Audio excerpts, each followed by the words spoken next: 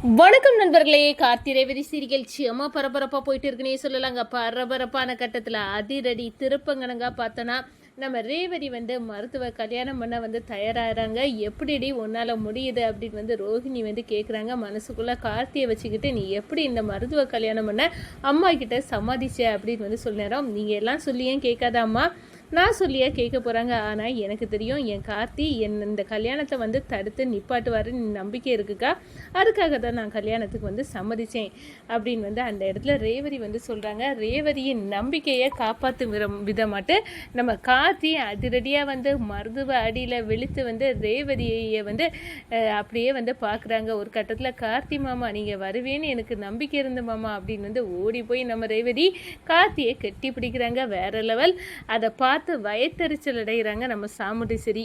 அதை பற்றி தாங்க இந்த வீடியோக்குள்ளே பார்க்க போகிறோம். அதுக்கு முன்னாடி சேனலுக்கு லைக் அண்ட் சப்ஸ்கிரைப் பண்ணுங்கள் ஃப்ரெண்ட்ஸ். பக்கத்தில் இருக்க பெல் ஐக்கானையும் கிளிக் பண்ணுங்கள்.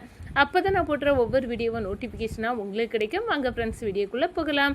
ஃபஸ்ட்டு எடுத்த உடனே பார்த்தோன்னா ஒரு செம அதிரடியான பரபரப்பு கட்டம் அப்படின்னே சொல்லலாங்க.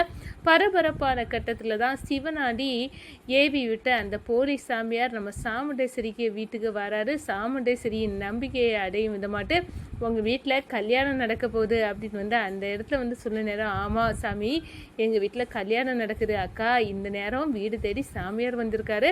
இப்போவே நம்ம ரேவதி கதையை கல்யாணத்தை முடிச்சிடலாம் அப்படின்னு சந்திரா சொல்ல நேரம், என்ன சொல்கிற சந்திரா, கல்யாணத்தை இப்போ நடத்ததா?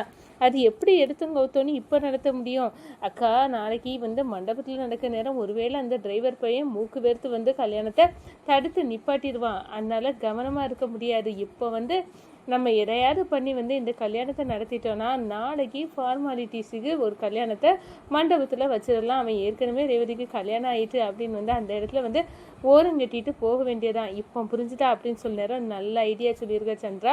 கல்யாணத்தை இப்போவே வச்சிடலாம் அப்படின்னு நம்ம ரேவதியை கூட்டு இந்த பாரு மருதுவையும் நமக்கு கூட்டாங்க. சாமுண்டேஸ்வரி கூட்டு இந்த பாருங்க, அவங்க 2 பேர்த்துக்கும் இப்போமே கல்யாணத்தை பண்ணிடலாம். கல்யாணம் நாளைக்கு தான் அப்படின்னு இருக்குது. ஆனால் இன்னைக்கு நடக்கிறதுல எந்த தப்பும் இல்லை. ஏன்னா வீடு தேடி இந்த சாமியார் வந்திருக்காரு.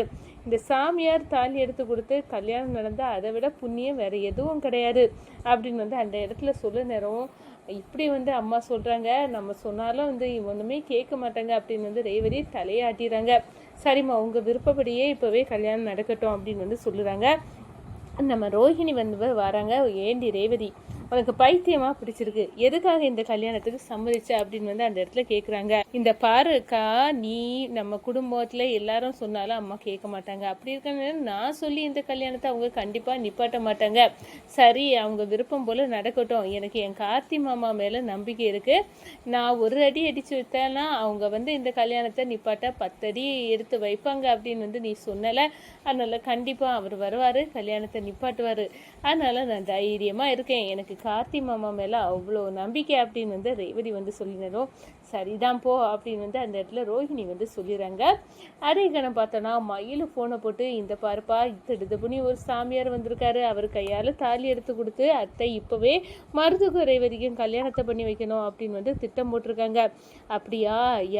நான் ரேவதி மனசில் இருக்கேன் அப்படின்னு கன்ஃபார்மாக தெரிஞ்சு போச்சு.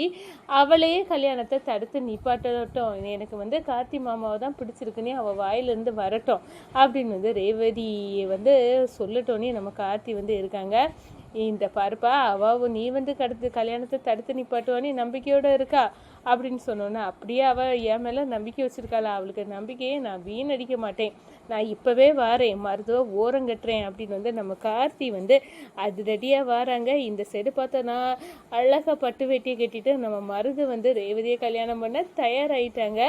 அதே நேரத்தில் நம்ம ரேவதியும் அழகாக எங்கள் மாமா வருவாங்க, கல்யாணத்தை தடுத்து நிப்பாட்டுவாங்க அப்படின்னு அவங்கள ரெடியாகி வராங்க. ஒரு கட்டத்தில் பார்த்தோன்னா, பரவாயில்லையே ரேவதி நம்ம இழுப்புக்கு வந்துட்டா போல அப்படின்னு சாமுண்டேஸ்வரி நினைக்கிறாங்க. அம்மா நீ போட்ட கணக்கு தப்பு கணக்கு. என் மாமா கார்த்தி வந்துட்டு இருப்பாங்க, இப்போ அடித்து தூள் கலப்பாங்க, நீ பார்க்க போகிற அப்படின்னு சொல்கிறாங்க நினைக்கிறாங்க மனசுக்குள்ள. ஒரு கட்டத்தில் பார்த்தோன்னா நம்ம கார்த்தி வராரு, அடித்து மருத்துவ வெளுக்கிறாரு. எதுக்குடா என் வீடு தேடி என் வீட்டு மாப்பிள்ளையே ஆக போகிறவரை இவ்வளோ அடி அடிக்கிறிய அப்படின்னு வந்து சொல்ல நேரம் இந்த பாருங்க இவன் நல்லவன் இல்லை கெட்டவன் அப்படின்னு வந்து மருதுவின் முகத்துறையை நம்ம கார்த்தி கிழிச்சு எறிகிறாங்க.